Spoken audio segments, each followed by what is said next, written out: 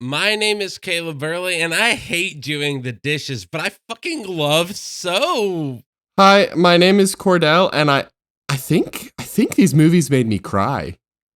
Hi, I'm Sammy, and it's an alien invasion. And welcome to Junk House. It's a psychobilly freakout!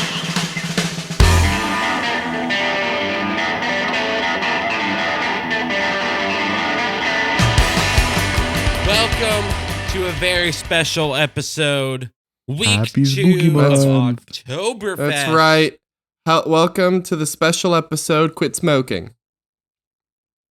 Don't Wait, not that kind of special No, episode? we're not doing No, no. Not We Dare. had Oh. We're not Kordell, sponsored by Dare Kordell, yet. can you go to the link that it's to our shared Google Calendar that we all have? If you look, I have the smoking PSA for this week next month.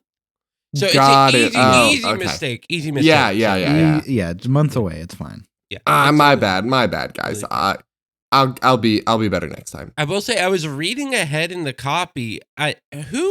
Sammy, who sponsored that episode? Because it said to just smoke unfiltered raw tobacco, and I don't think that's right. Yeah, it was just Big Tobacco that sponsored us. It's strange. I don't know. You never get a call just from Big Tobacco, but I don't know. They called us. That's fair. Yeah, you know how there's sugar in the raw? Well, they're trying to bring back tobacco in the raw. And it is straight up tobacco leaves that you are lighting on fire in a pipe. Yeah. Like they're bringing back pipe smoking. They're calling it a healthy alternative to vaping. Yeah. Wow. This is Some say that it even stops cancer. I don't know if we're allowed to make that claim. Well, they've actually, just to add a little more flavor too, they've started putting mint leaves in there. It adds a it's nice wild. a nice cooling flavor to it. People are going crazy for tobacco in the raw. Call me back when they start adding orange peel and cinnamon to the tobacco. And then they realized there's a problem with filtering, so they've started adding like a filter to the end to help the air be like help smooth it out a little bit, make it a little bit better for you. Yeah. And they've added a nice slick white package around it. Ooh, It looks beautiful. Yeah. Oh. Healthy Makes it kind of look alternative. like Apple, Mhm. like an Apple product. But I can't wait until they learn how to vaporize it and turn it into juice. That way I can just drink juice or something. Yeah. I don't know how vaping I will works. say though, just being a little more real on the subject of smoking, folks. Cigarettes look cooler than vapes. Vapes make people look kind of dumb, but cigarettes always look cool. And that's my hill, and I'm going to die on it. The stance of you look cooler with cigarettes is a very bold stance to take in 2022. I will give you that Here's one. what I'm going to say. I think it is becoming readily apparent that vapes are just as bad for you. Not like just as bad, but they're still bad for you. They're still not good. People are still getting addicted to vaping. Like, it's clearly not the healthy alternative people thought it was. So I'm going to come out and say it. Both are bad. Cigarettes will look cooler. People don't step outside in a movie and take a long dramatic pull of a vape. They take a pull of a cigarette. But they could. Imagine cyberpunk noir. Everyone has a giant rig. Oh man, how did the guy die? Oh, I don't know. Looks like this one's a cold case. I don't know. I was trying to think of a vape joke, but it didn't. Oh, fuck, man. Is that cotton candy flavor? Let me get it. Here you go. Yeah, like the guy steps out and he's like, "Ah, man, don't have my vape on me." And he's like, "Don't worry, I got a second vape." And he passes his second vape over for his friend to smoke. Always keep 2 vapes on me. No, by the time we get to like 2077 or whatever, the vape will just be built into your thumb so you can suck your thumb like the baby you are. Like a baby. Like a baby. Oh my God. Speaking of vape products And babies. and babies And thumbs. and thumbs, I was going to go with speaking of vape products because that is popular with teenagers. And I feel like Okay. the movies we watched this past week are definitely more geared toward teenagers, but Towards a younger audience. towards a younger audience. But we, two adult men in their 20s and one adult woman in their 20s, decided to watch these movies. Yeah, I have Yeah. very rarely in my life felt so aged out of something. It's like when I hear the youths say, "Dude, that's cap," and I'm like, "That's not a real That's sentence." not a real sentence. But they still like said like old slang that didn't fit. Like what? Yeah. Like I think I wrote it down. Oh yeah. We'll talk about it more in the third one, but there's like a part where one of the cheerleading friends, what's her name? The one that starts dating the zombie that can't speak English. You Bonzo. are Bonzo. talking. Oh, what's her name? I only remember Bonzo. I know. I'm Bonzo. sorry. I'm pulling up the cast right now. Yeah, gotta look up. They gotta go to the Okay, well, IMDb for That would zombies. be Bree, played Bree. by Carla Jeffrey. Yes. She at some point in the third movie says, "This shrimp be cray." She So- does. Yeah. she does. Also, they say they have a lot of swag at one point. I remember Yeah. that one too. So Yes. it's kind of like old slang. It but- definitely has the energy of adult people in possibly their 40s writing what they think teenagers would say. Yes. I like to call that the Spring Awakening vibes. Yes, it has. You ever Awakening seen vibe. or listened to the music in Spring Awakening? Yeah. Because that is written by adults who think they know what 90s teenagers say. Okay. Yeah. Yeah. And you can tell it is very apparent listening that this was adults trying to replicate teenage speak rather than just authentic teenage speak. yeah. Like it's like, that's fine. Not like it's even worth the time. Like it's, yeah. yeah. But okay. But I guess we got to start where it all began. Caleb, Yeah, Caleb. All what right. happens in the to first beginning. movie? All right, so the first movie is a segregation allegory. Like, I'm not even gonna try and like You ain't even build gonna up cap. to that. No, Nah, cap. no cap, folks. No cap on On this God, show. on God, for real, this shit about racism. All facts, no printer. Zombies is a 2018 TV movie directed by Paul Hohen, written by David Light and Joseph Rasso. Can we take a quick moment to appreciate the directing prowess of Paul Hohen? I don't know if you looked up his thing, but I opened up his Letterboxd page of movies he's directed. Eddie's $1 Million Cook-Off. Okay, Dad that was a Napped, good one. The Luck of the Irish. Invisible Sister. How to Yeah. Build a Whoa. Better Boy. Yeah. You Wish. Camp Rock 2, The Final Jam. 5 episodes jump in. of Steven Stevens and 5 episodes of Ned's Declassified School Survival Guide. And then that one Wow. other really good, the one that's actually a good Disney movie, Let It Shine. That like Oh, that's a good one. Yeah. rap. Yeah. But- Okay. Yeah, he's good. So this man's a Disney, he's a DCOM all-star. Yes. Yes. Cheetah Girls 3. Cheetah Girls You gotta 3 was the shine best like you one. mean it. But okay. Wow. Yes. Okay, anyway. But yes. Carry on, this is Caleb. This is a movie that is straight up about segregation. The idea of is that a long time ago, a zombie infestation took over one part of the town of Seabrook. They let you know some lime soda spilled on a nuclear reactor or something like that. Well, it was Yeah. an unknown energy source reactor. That's important. Yes. That's unknown important. energy source. And then it caused a zombie outbreak that has spread. Yes. And so now half of the town is dedicated to zombies only, and there is a wall dividing the zombies from the humans. And the zombies have to wear these things that kind of look like smartwatches, honestly, called Yeah. Z-bands that Fitbits. sends a They're like Fitbits. neurological like electrostimuli that calms down their brain. So they are not like ravenous monsters all the time. Yeah. Basically, they're with the bands on, they're normal humans with really pale skin and green hair. Yeah, and like clearly these zombies are not dead. They are simply other because like they're not decomposing at all. They're just really buff and veiny and They're hungry. aging. Like They're obviously. they're mating. They are having children. It's so clearly being a zombie is not like infectious. You either are or aren't. Yeah. It's like another race.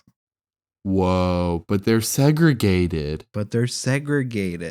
You guys are reading too much into it. No. Yeah, it's not about anything. It's not that. It's not that deep, liberals. But no. Overall, this is the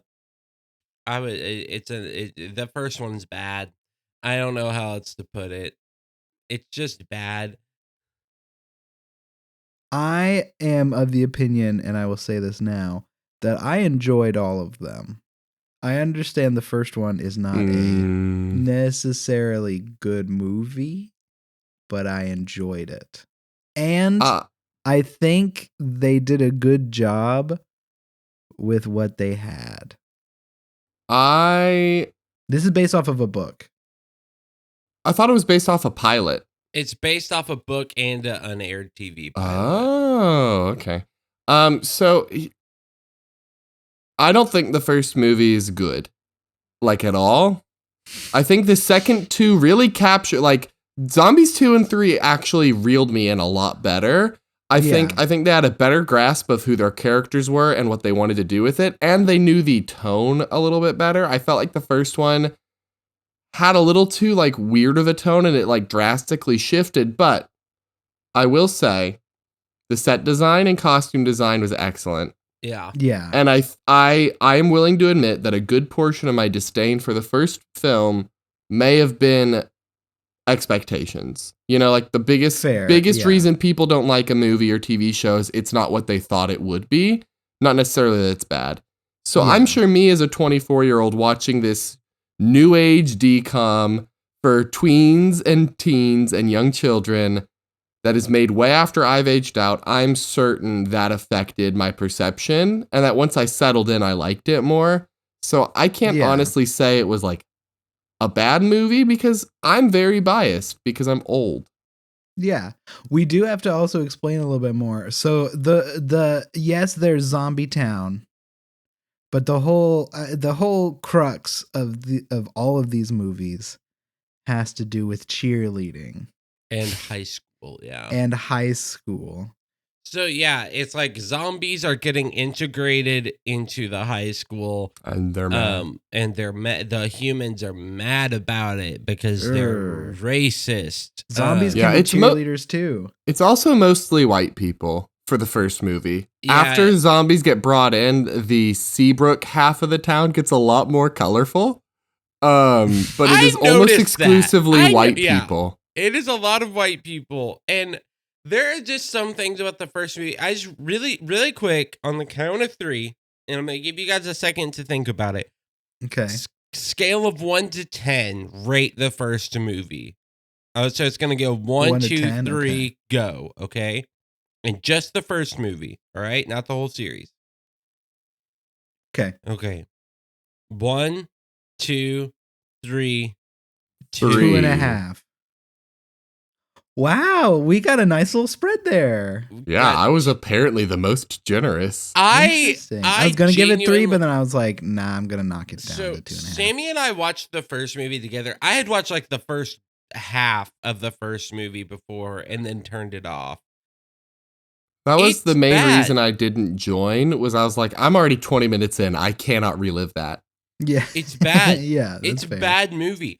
Like, my intro joke was a throwaway line in the first movie that Sammy and I clowned on for like 20 minutes after pausing. Because there's one point where it's like pans past Brie, and she's just like, I hate doing the dishes, but I love soap. How weird is that?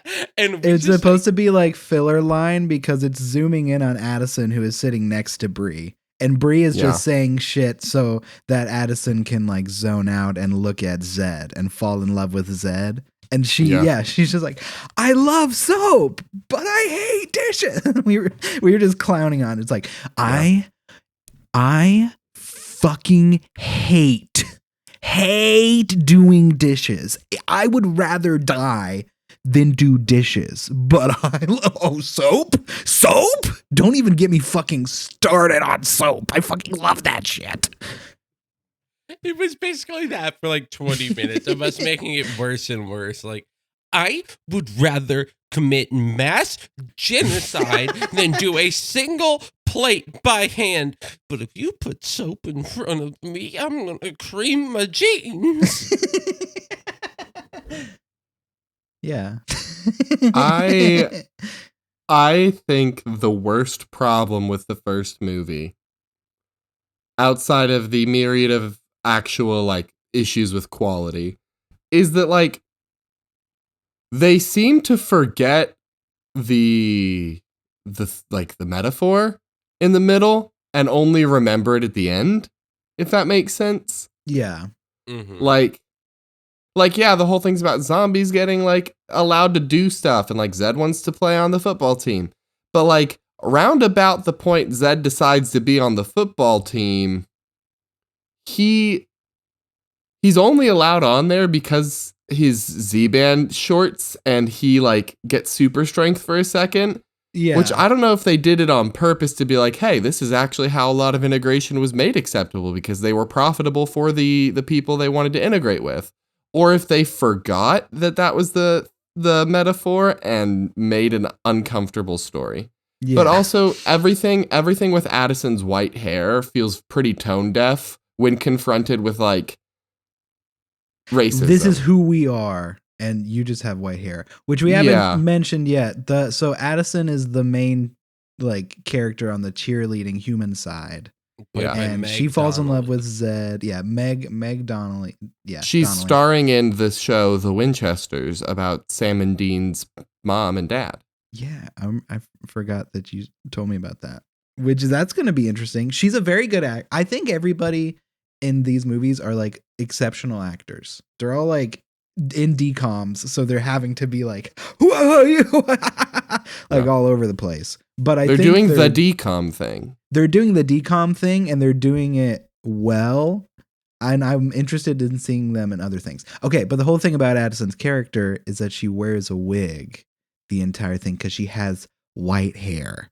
And her mom says, hey, you can't show your white hair or you're going to get made fun of like constantly, bitch. And then she's like, okay.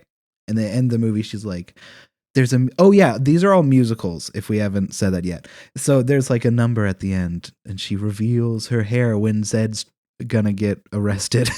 Yeah, Zed's arrested for being a zombie at a football game, and she pulls off a wig and makes it about her to be like, see, I'm different too. Like that's the part where they kind of forgot their story, was they tried really hard to give Addison a thing to like make her relevant for it, and in doing so detracted from the racial metaphor. Yeah. Yes. It's I think overall, like, I gave this movie a 2. I think this movie is, if you can find a way to get the plot to get to the second movie without watching the first, do that. It's just, I think you have to watch the first one because it sets you up for the rest of the series.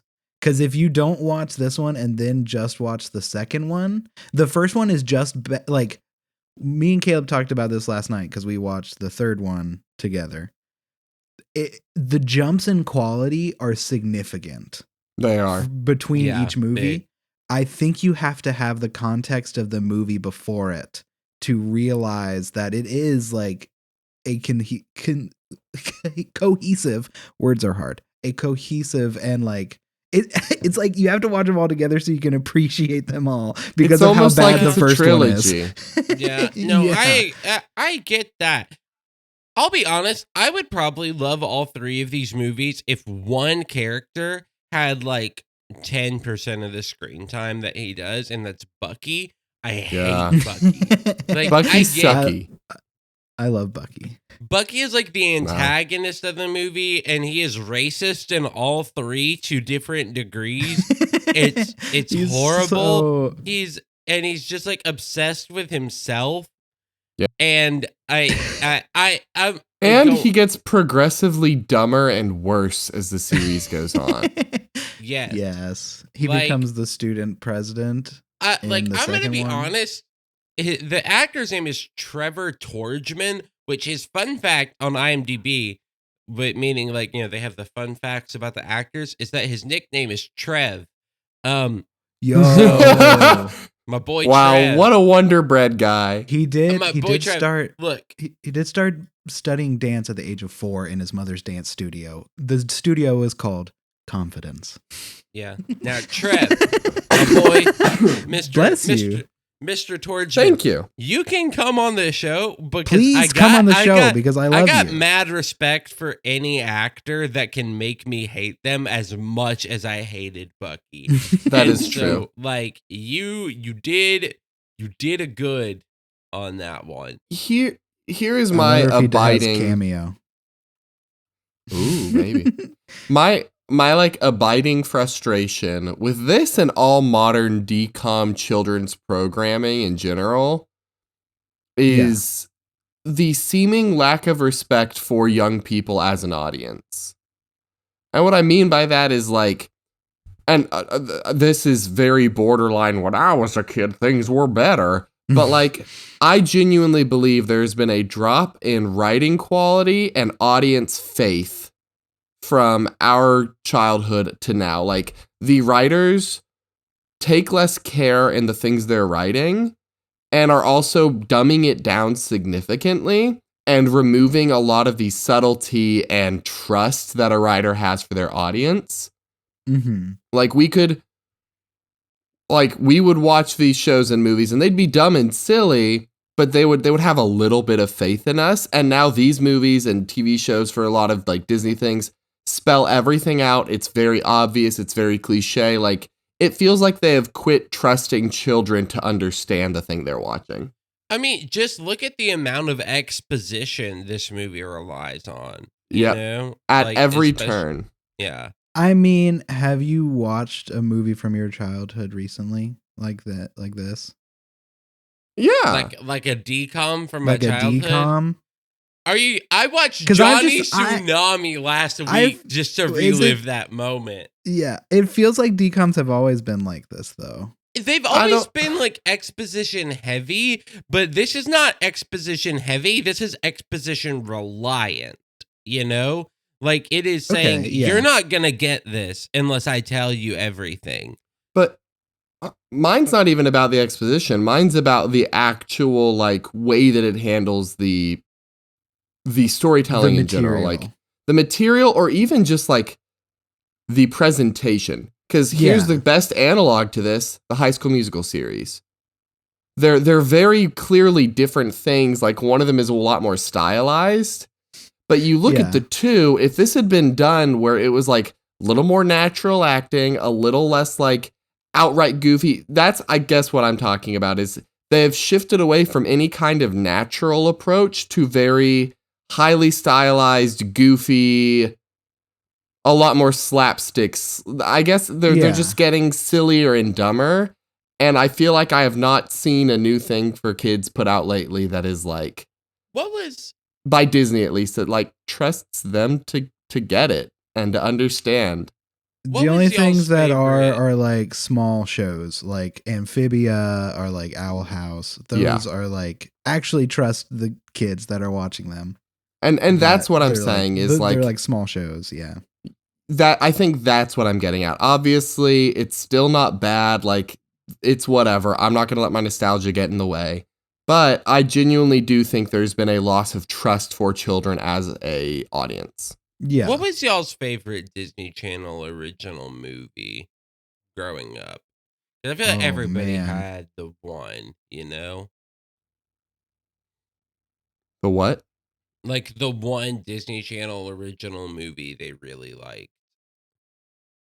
I mean, one of my favorites of all time is Teen Beach Movie. And that even came out like at the That's end of pretty my good. tenure of enjoying Disney. But like, I love Teen Beach Movie. The one that just keeps on popping up in my head, and I don't know if this even counts. I don't know if it is. I think it.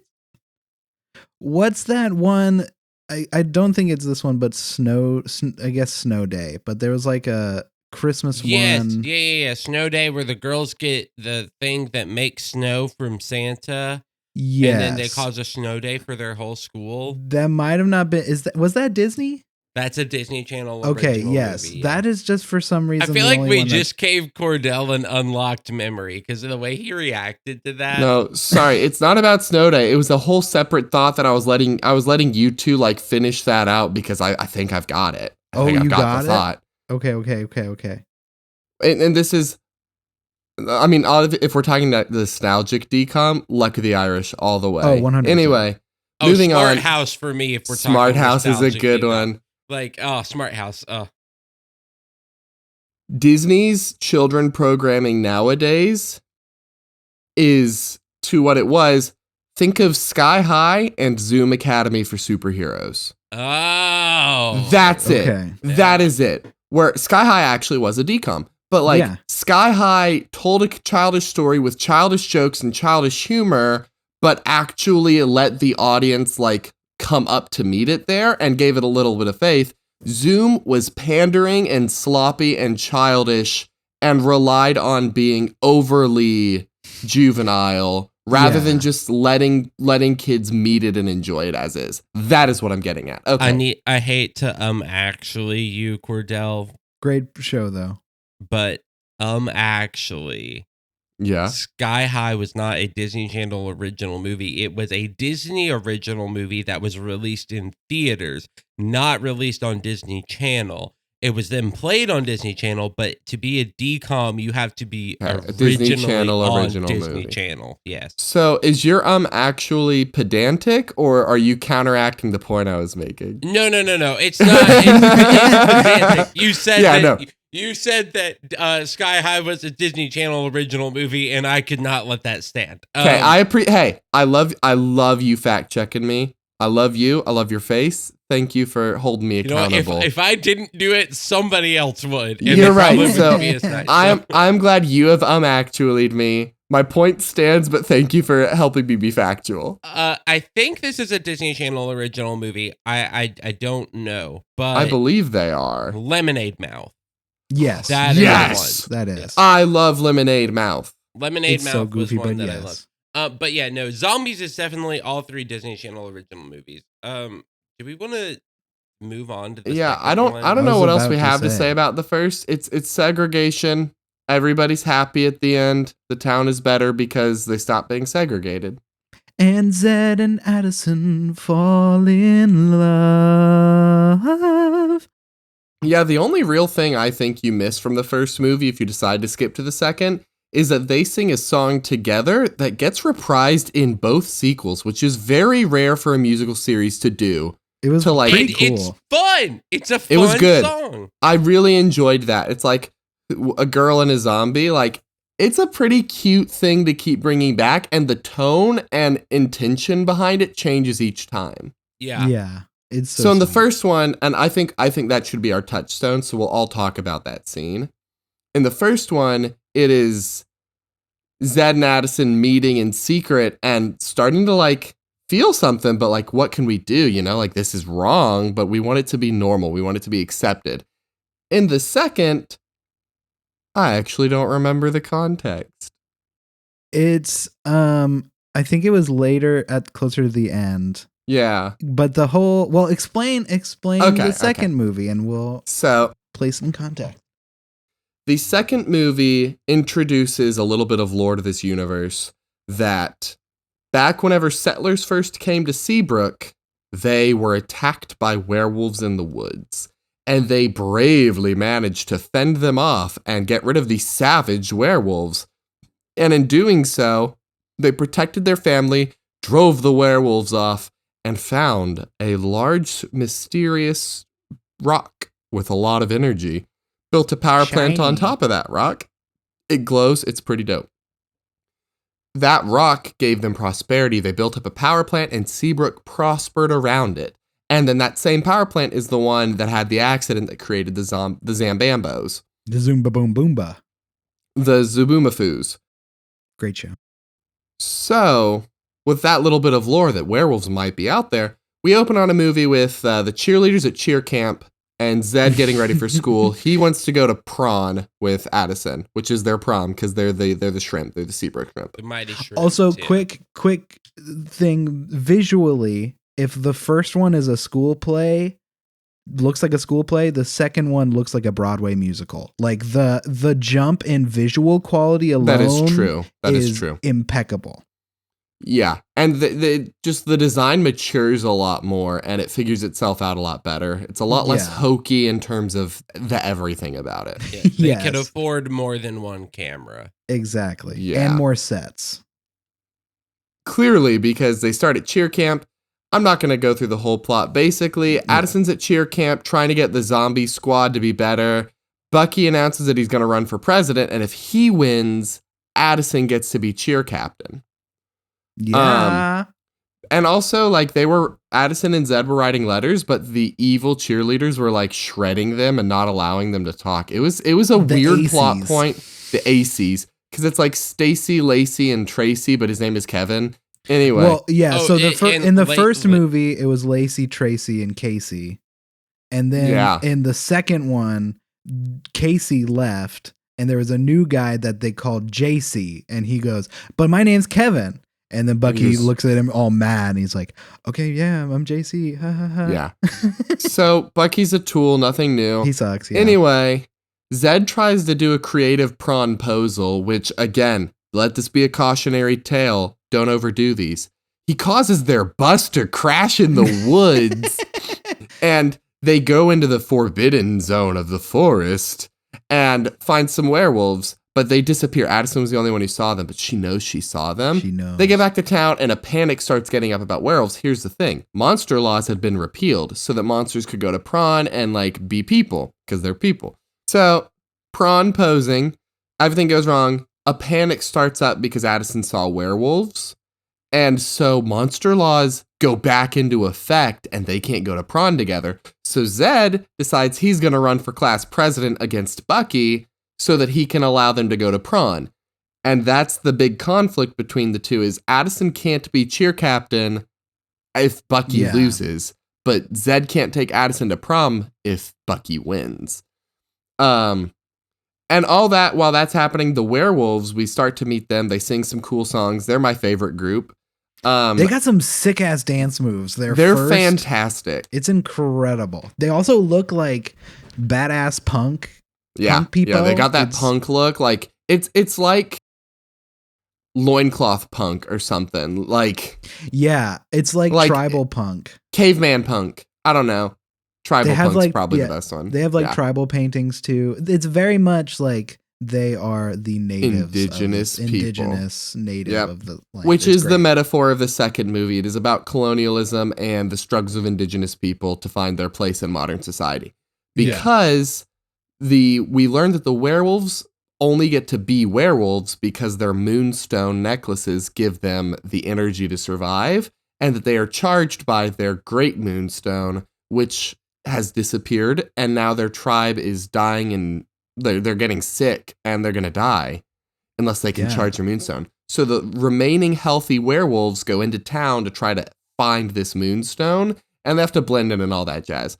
What follows is kind of what you'd expect to follow, but this one is about colonialism. It is about indigenous peoples and having lost what is theirs and lost the vitality that allowed them to survive for so long due to people coming in and taking their things. Yeah.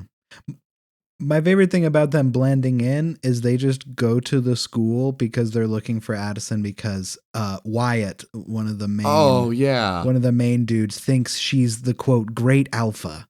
Because she has pure white hair. All of them have white highlights, but she has pure white hair. So he's like, oh, she's the great alpha. Spoiler alert, she's not. She's not a werewolf, and she's very upset about it because she thought she was. And this sets up what becomes Addison's primary storyline through the series is trying to find her group. Trying to find her pack. Yeah, she's not a zombie. She's not a normal person because she has white hair. Yeah. So also them blending in. So they go to school to find Addison. Once they find her, they're just like, we go to school here now. Like they're blending in as they just go to the high school as well now. and everyone is like, yeah, cool. Like, all right, okay, I guess this is a thing. Yeah. It's very weird how they just like let it happen. But I mean, whatever. But zombies are here, I guess. Zombies, monsters. And here's again where I feel like they're doing a good job. Kind of, they don't directly tackle, we're indigenous people and you're colonials, but they really start to get at the fact that like, we were here first and you took our stuff, and it is wrong that we have to suffer, and that you are quite literally killing us off by ripping us, taking away all of these things from us. Yeah. Yeah. But they lose it a little bit with the Addison plot line again for me. Of like, it feels a little bit white savior. Exactly. Again, of like, yes, we're the indigenous people, but with this really dope white person, we can all get our power back. Like, Addison is continually, for me, the worst thematic point of the series. Her character does nothing wrong, but she is continually relevant to the outgroups who have their own struggles that she is trying to, like, jive with and connect with and make her own when they're just not. But the fact that she thinks it's a white savior thing, and then it turns out that she's not the one, is actually kind of cool. I really I'm liked not it. gonna lie. I do a agree very with fun that. plot point. But like, Addison continually gets to be the special one who makes things better. And she does a great job with it. Her character's delightful. Her character's very deserving of that kind of thing. But like, it bothers it's too me. much. Yeah. Yeah. It bothers me that they keep feeling the need to make it about her when it's about these outgroups and marginalized people. But that's kind of the gist of the second. The music gets better. Everything gets a lot better. I actually start to enjoy the people. Yeah.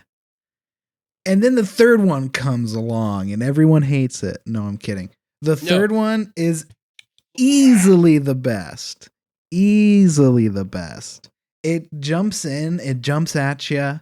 The music is like immediately way better. Like even just the first intro number before the one that me and Caleb ended up falling in love with was still just like pretty chill. Also, the whole thing about all of these is that the characters Addison and Zed, they have this special ability known as breaking the fourth wall, and they do it constantly. A lot of different characters during the musical numbers also a lot of the musical numbers feel like music videos, and that's okay. But it's yeah. So the one about this one, right, is they're trying to get into college. They're trying to go mountain. Is it just mountain college? Isn't Mountain college. Yeah, mountain straight college. up. It's like, oh, college on the mountain. It's the mountain college where you learn about mountain college. Mountain college.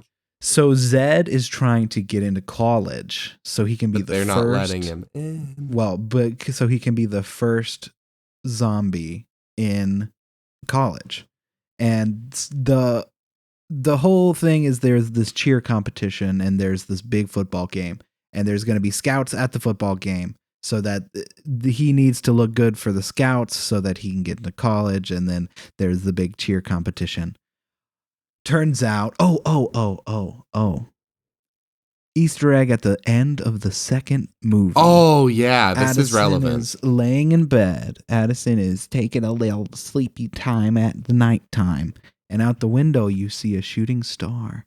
And then her white hair, it glows for half a second. You're like, oh, whoa. And then credits.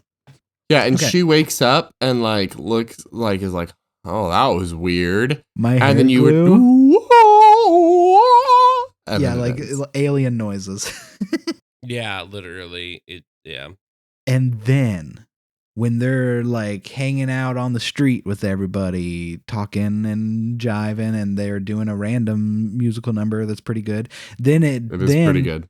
drops in a giant alien ship. Everybody's like, what the fuck is going on? And then Bonzo. Well, we haven't fully explained. So Bonzo is a zombie. He don't speak no English. And he, like, the zombie language is like, like, it's just very weird and gibberish. It's baby talk. It's for baby real. top. Gorshki? You're like, oh, okay.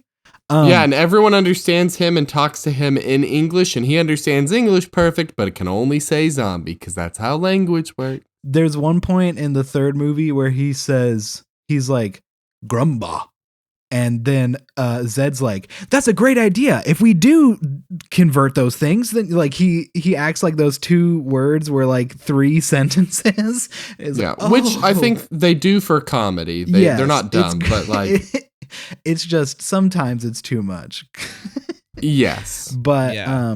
he has this weird looking trombone with multiple horns that he just goes doo doo doo, and then the alien ship like echoes it back, and then yeah, and then that intros the first song, which is Alien Invasion, and it's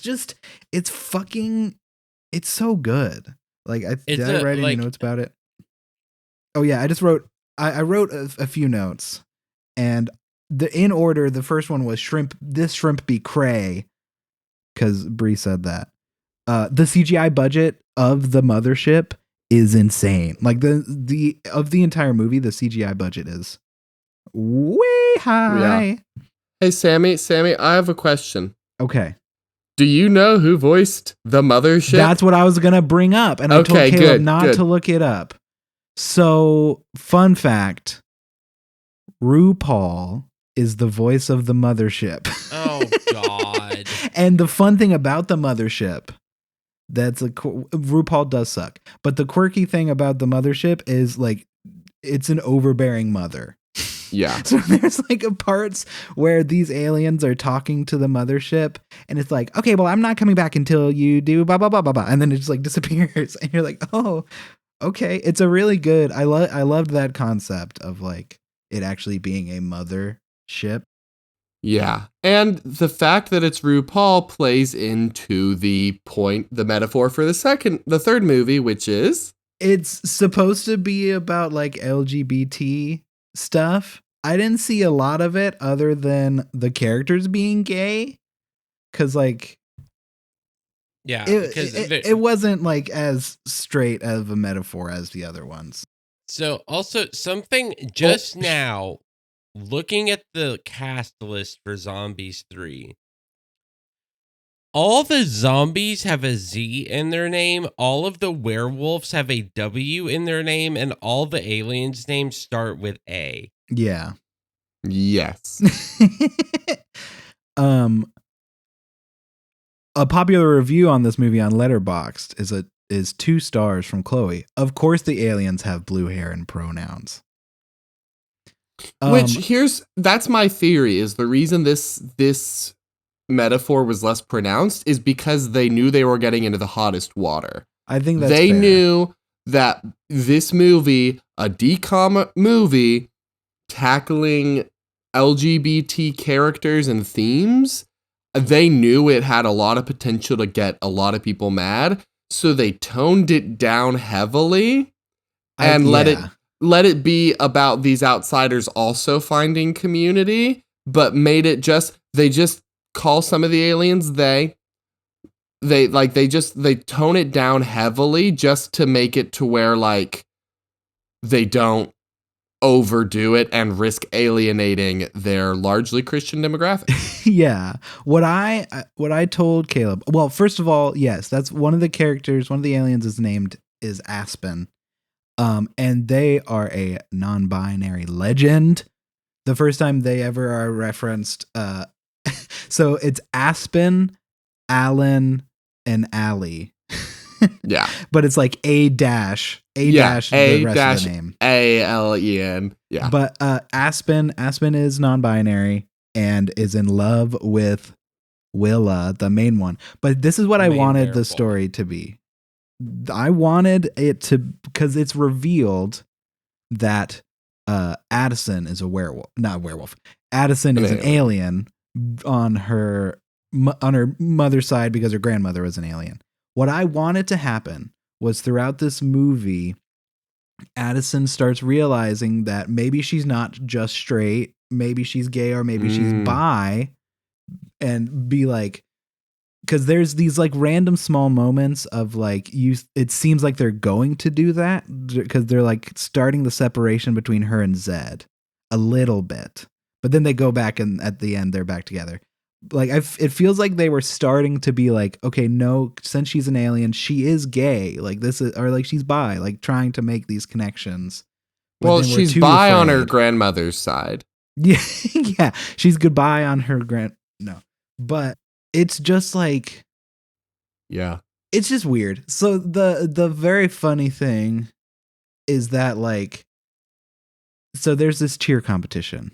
That's the basis of this whole movie. And the aliens come down and they're trying to find coordinates to their new home because their home planet got exploded. Bye-bye, forever, goodbye.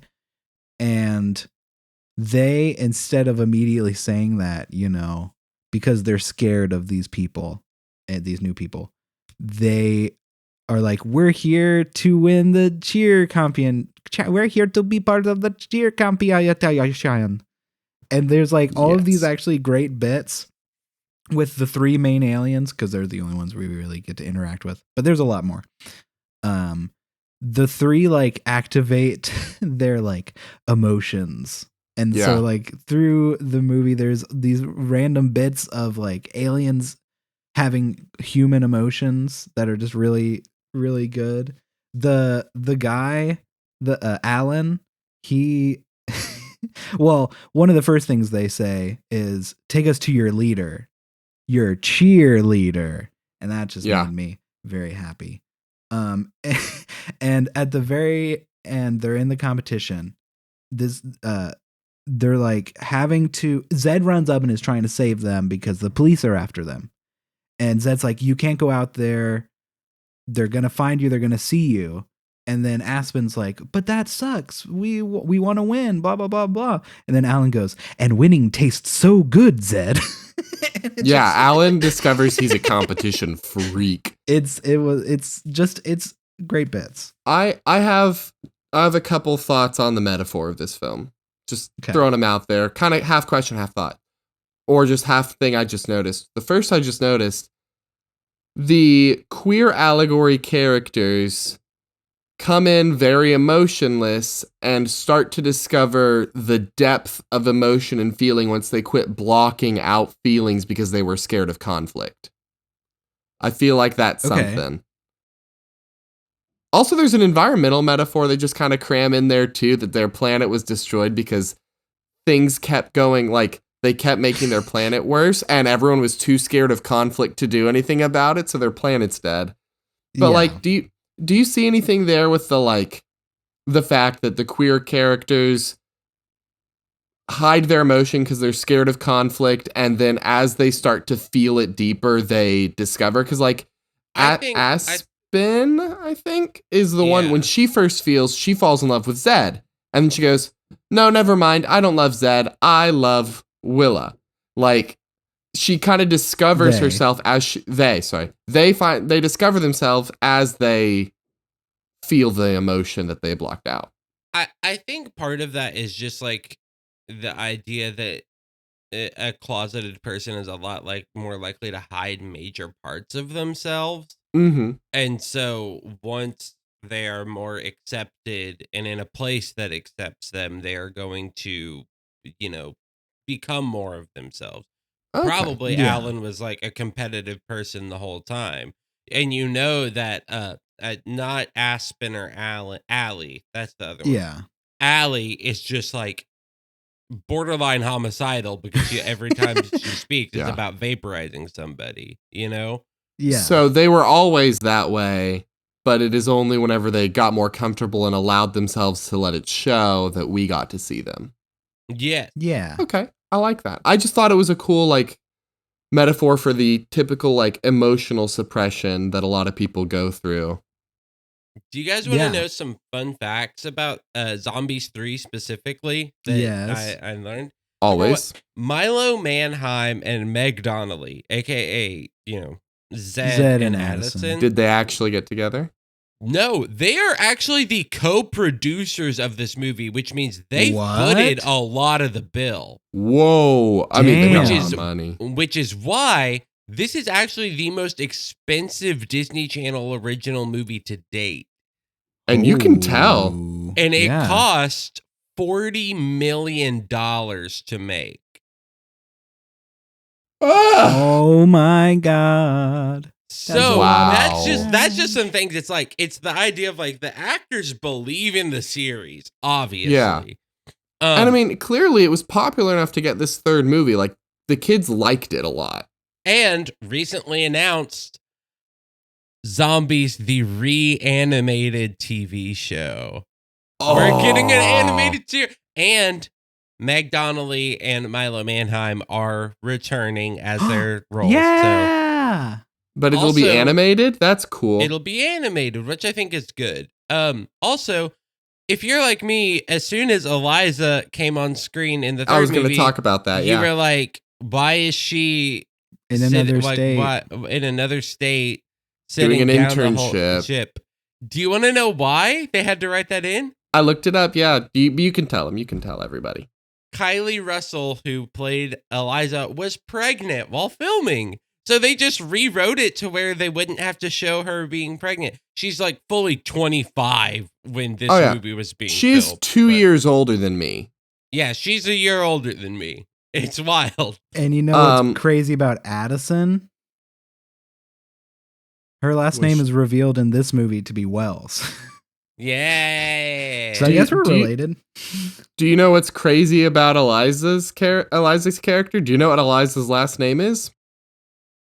Zambi. What? Oh, Eliza Eliza Zambi. Zambi? Zambi. That fit. all eyes as Am's a zombie. Yeah. Yeah, well, I'm a zombie. Also, I'm just realizing that Addison's name starts with an A. So that Yes. means she fit the alien naming The scheme whole the time. whole time. And What's her mother's name? that It was like Missy. well, that was her nickname. They explain in the movie that her name is like Amicia or something. Yeah, yeah, with an yeah. A as well, but Because they she always had an called her alien Misty. name. Yeah. I just realized that means that Zombies 1 is the only movie that does not have representation from all three major tribes of the third movie. Yeah, because there was always an alien. There was always an alien. Zombies 1 is the only one without werewolves. So in all Interesting. three movies, there was That's Whoa. fun. Yeah. And that means the gays are all around you at all times. You cannot wait, escape. And Wait, that's why it even- would have been better if she actually was gay. Even now? Even Even now in my Cordell, apartment? Where are you're- they? Look at your cats, Kordell. your Do you think ears. a cat can be straight? No, they're straight, I swear. They're not gay.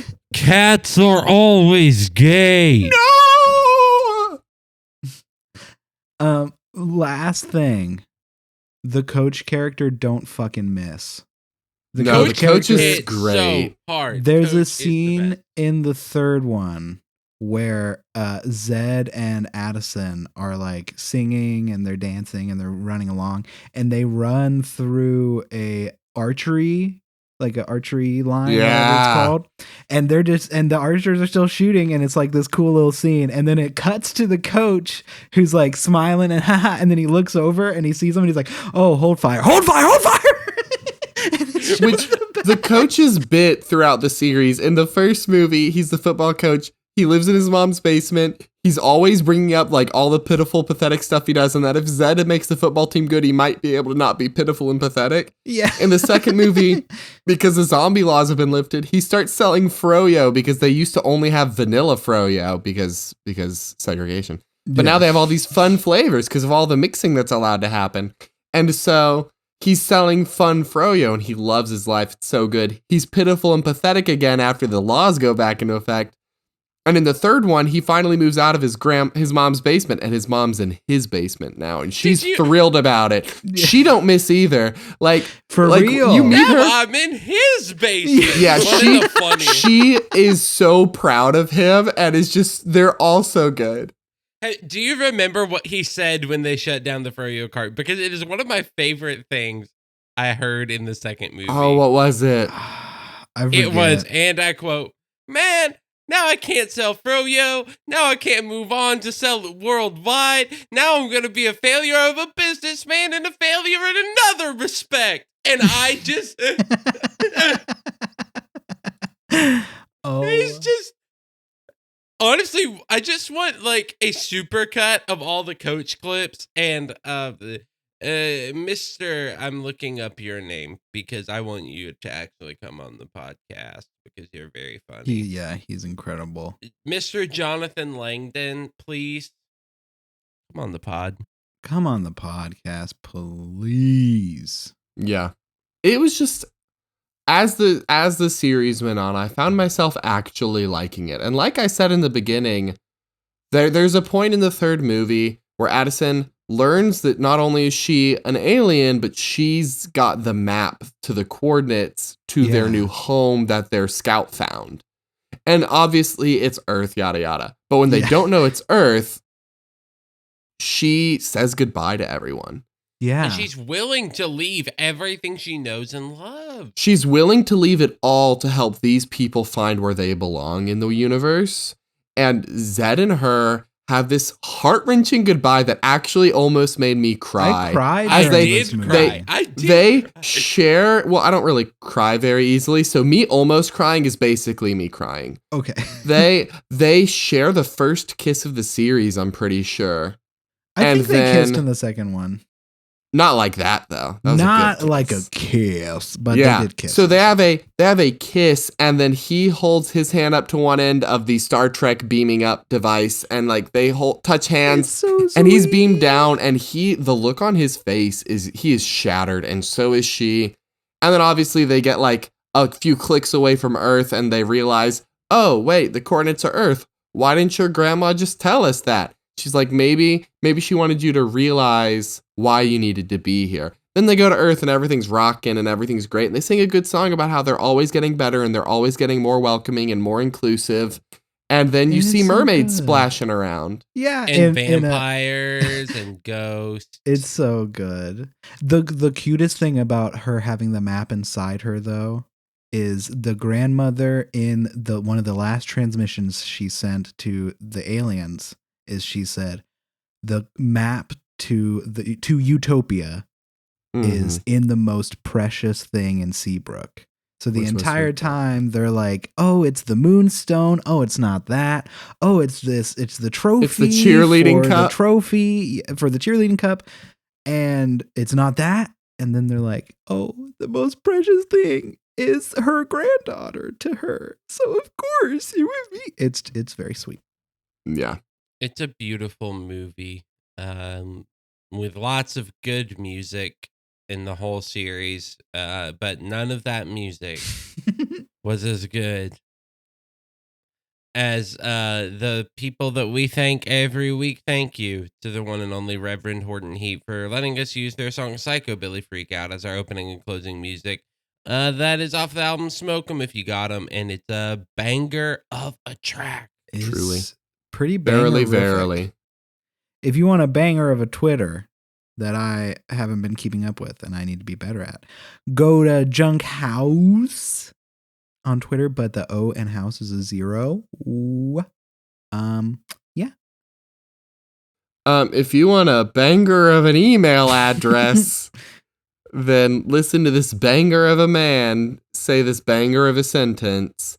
Fuck You can yeah. find us at junkhousemmailbox@gmail.com. Send us your thoughts. Did you watch the Zombies trilogy with What'd us? you Let us know what think? you thought. We always love hearing from you. And hey, if you send a memorable enough email, we might talk about it on this very show. That's right. We'll read it. We can read, and we might read it here. Well, So they send it can in. Read. What? They Well, can read. Yeah, I Caleb can't. can't read. It has been a lifelong shame. We don't talk about it very much. So donate to No, Caleb. it's a- Send yeah. Caleb Get money pictures. directly to help Send- help him learn how to read. Email us. We'll email you my address, word for word, and you can send me $5, loose cash only. Did you know it is actually illegal to mail money? You said that on Just Super as well when I told everybody to email us $5 or to mail us $5 loose cash. Did I? Yeah, you did. See, that's like a common bit that I will always return to is mail me loose cash. And as we because say I get- every week, mail me loose cash. If you mail me Actually- $5 in quarters, I will kiss you and your mom. Actually, it's illegal to mail quarters too. listen to Zombie by Family Force 5.